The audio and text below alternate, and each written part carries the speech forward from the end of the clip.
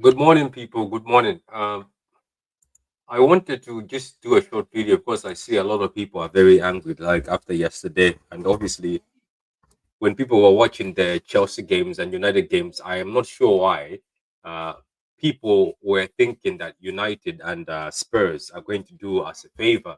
Um, we've personally ourselves, we've already had uh, moments where we could have made top four our own. We could have been top three by now, to be honest with you, and even maybe top two if we did not decide to draw against a very shit United team, a team that has no desire at all. But welcome to the channel, guys.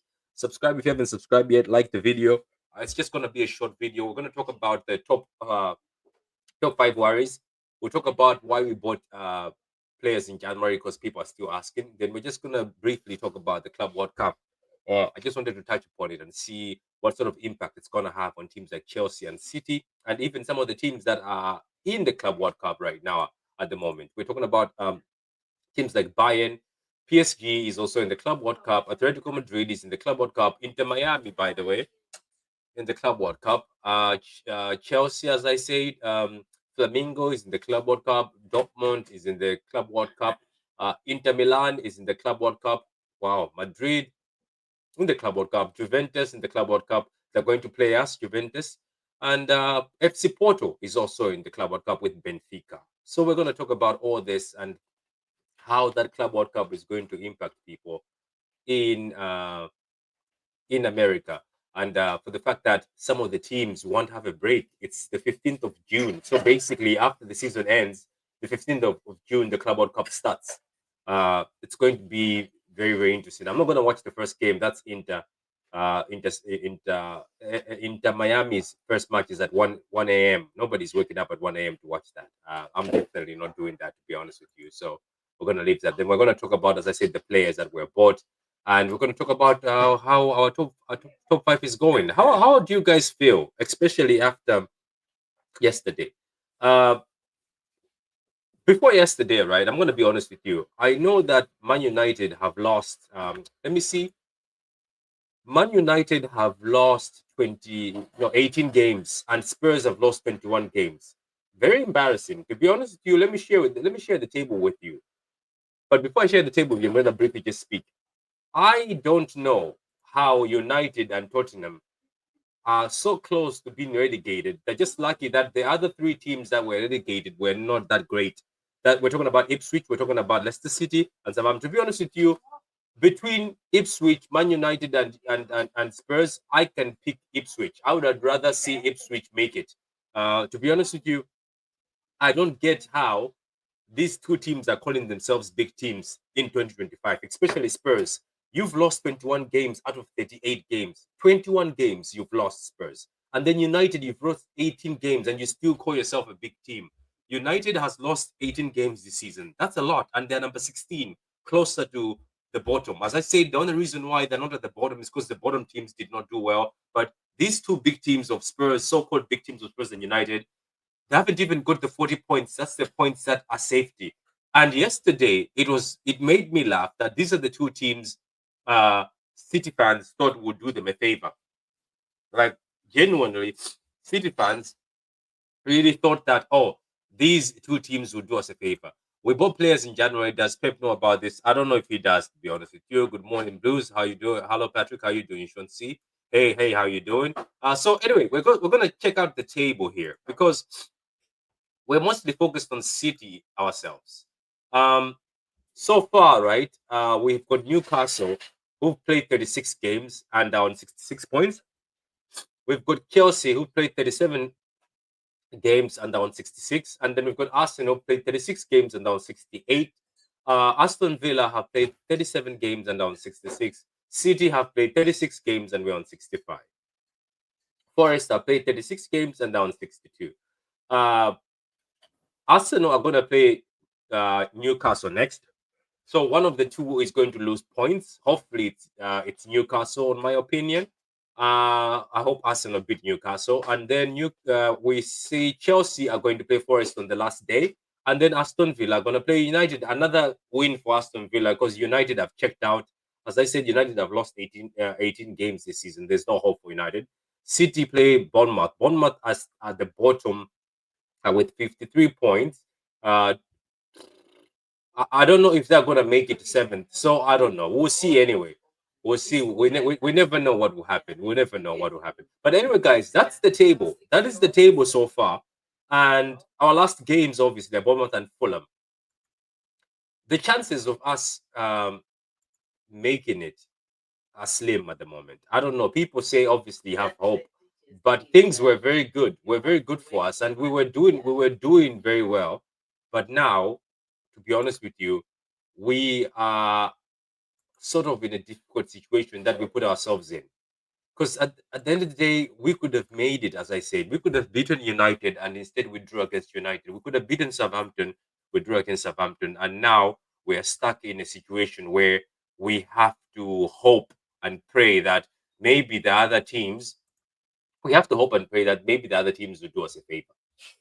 And at this point in time, I'm not even confident with favors, to be honest. We were beaten by Bournemouth this season in the league already. They beat us. They have been in such great form, as you can see. Bournemouth is not that bad. Yes, they've lost against Aston Villa, but they've just lost that defender recently. He's going to Madrid. But as you can see, we've been in great form. But let's be honest, even if I look at these wins we had, we it's not very convincing for me personally. And I know people might say you're being negative, but I don't want to be negative. But if we're being honest, these wins we had here, you could still see a bit of weaknesses. And then we drew against Southampton, which I say made a lot of people lose their mind. So at this point in time, I hope for the best. I hope that when we play Bournemouth at home, the boys are ready for it. When we play them, maybe they will be on a summer vacation since they don't have anything to play for. But it's luck for other teams who are playing United at the moment. Because whatever team plays United, like Aston Villa is playing United after, that's a win. That's an easy win. United have checked out completely. We saw them yesterday. Spurs, useless team, one of the most useless teams in this league at this point in time. But guys, we'll see how that goes. So, am I worried for the top five? Yes, I am. Do I think there's a slight chance we might end up in Europa? I think there's about a 60% chance we can end up in Europa. We might end up drawing against Fulham. We might end up drawing against Bournemouth. It can happen. But whose fault is it? It's nothing but City's fault. Pep Guardiola hasn't been great this season. Probably one of his worst seasons I've ever seen. Making very bad decisions this season, to be honest with you. And the players seem to be some of the players seem to be done. They seem like they don't want to be here sometimes when you're watching them. But it is what it is, man. So guys, that's on the top five. Now let's talk about players we bought in January. Um I don't understand why we went to buy some of these players in January. And the funny thing is, when we bought them, some of these players helped us a lot. Let's start with Kusanov. Kusanov came in when our defense was not stabilizing, when our defense was unstable and our defense was leaking in goals. He came in, performed very well. He didn't have a very good game against Chelsea, but when he came on, Kusanov, he showed speed, he showed desire, and he was defending very well, and he became the player of the season for that period. Yet after that, we haven't seen him at all. I don't know what happened. I know he had few mistakes, but everybody makes mistakes. But we haven't seen Kusanov ever since his player of the month performance. So I'm not sure why. Um,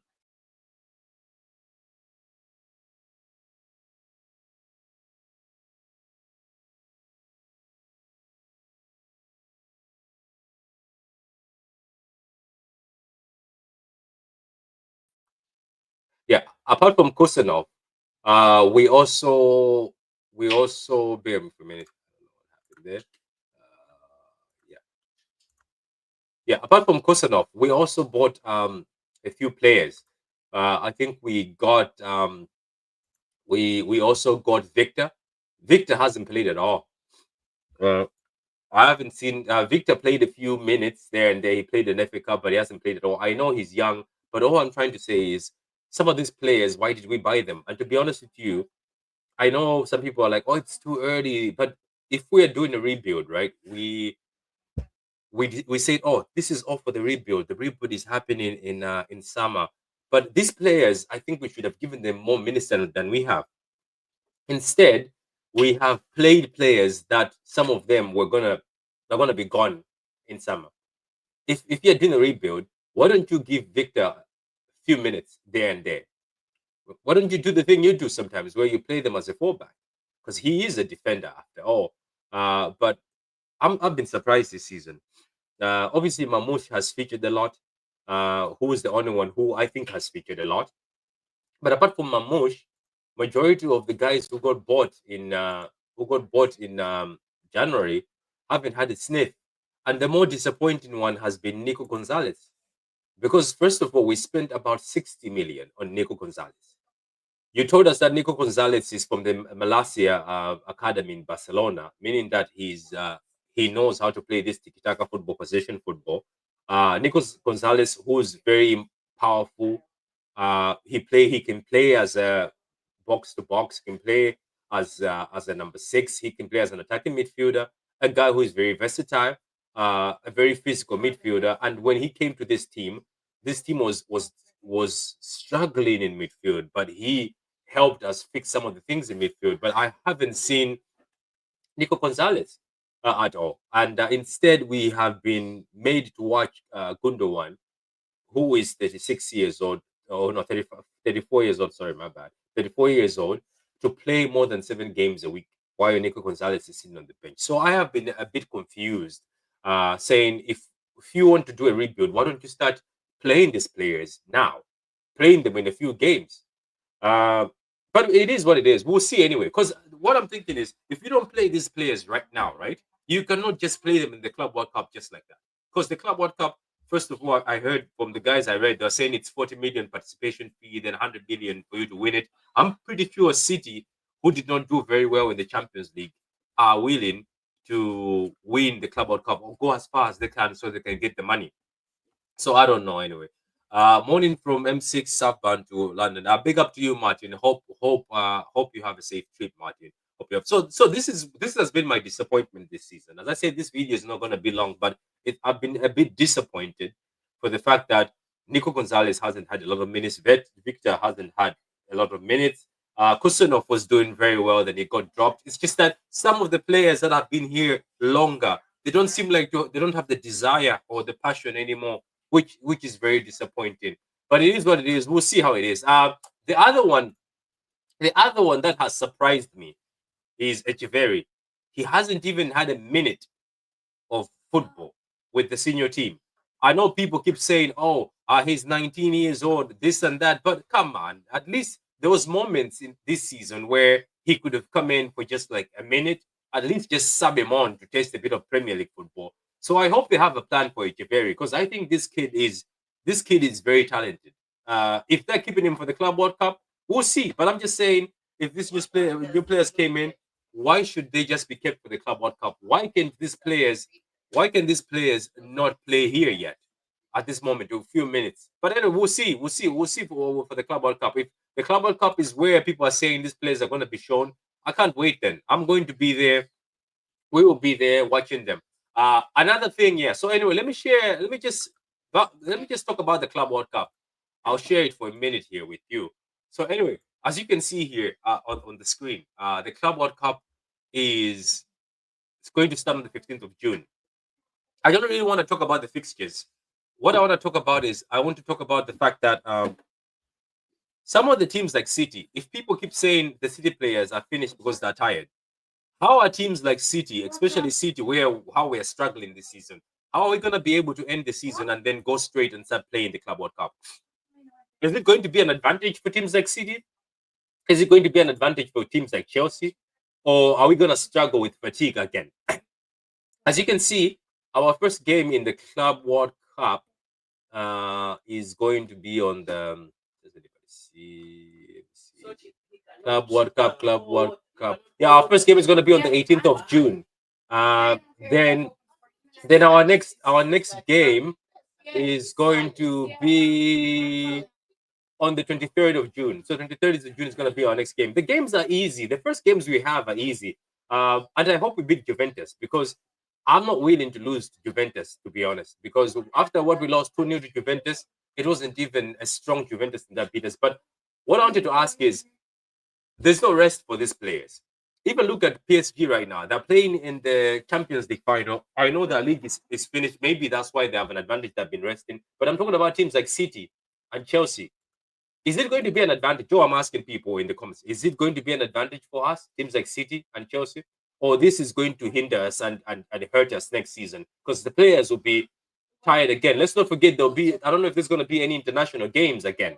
I don't know, man. It's just that these competitions, they have to start looking at the well-being of the players. I know it's all about money, but also the well-being of the players is very, very important, because I didn't know we're gonna just start off as soon as the season is done around June. We're already boom into the Club World Cup. It's very stressful to see, because our squad right now, there's been a lot of injuries. Some players have come back, but are they fully fit? That's why I'm not very confident about the Club World Cup, to be honest. Thank you very much for giving us that 40 million, but I don't think we're going to win it. If we win it, I'll be surprised and shocked, because I think Madrid is taking this seriously, because I saw Madrid buying that defender from Bournemouth. I think it's because they're prepping for the Club World Cup. That's why they're pushing for Trent. They're trying to get Trent to get into that Madrid side for the Club World Cup. And ourselves, obviously, we are having issues with Wirtz. Wirtz is talking to Liverpool. Wirtz is talking to Madrid. Wirtz is talking to Bayern. He's talking to everybody. So we're not even sure if we are going to cling on to Wirtz.